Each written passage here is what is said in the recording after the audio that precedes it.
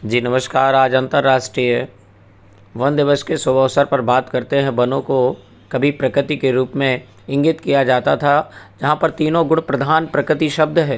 प्रकृति की अगर बात करें तो सृजन, पालन और संहार तीनों के तीनों प्रकृति की गोद में निवास करते हैं।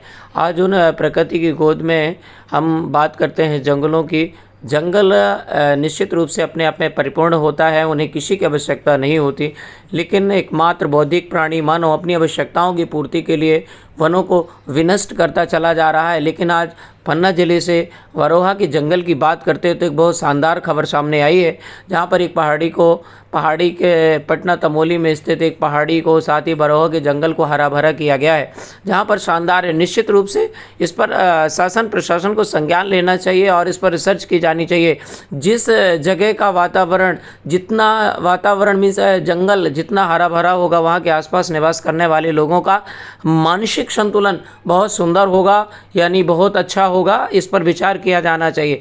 निश्चित रूप से सभी लोगों को वनों को प्रत्येक युद्ध स्तर पर प्रत्येक व्यक्ति का कर्तव्य होना चाहिए कि वनों की सुरक्षा करे। निश्चित रूप से वनों के बराबर अगर हम ध्यान दें तो वनों से ज़्यादा उदार कोई भी जीव इस प्रकृति में निवास नहीं करता है, जिसका जड़, तना, फल, फूल, पत्तियां सर्वस्व अन्य जीवों के लिए निछावर करके प्रकृति में खड़े रहते हैं। मात्र कुछ वर्षों की सेवा के कारण पूरे जन्म जन्मांतर तक हमें लगभग हमारी 80% आवश्यकताओं की पूर्ति करने के लिए सहयोगी होते हैं।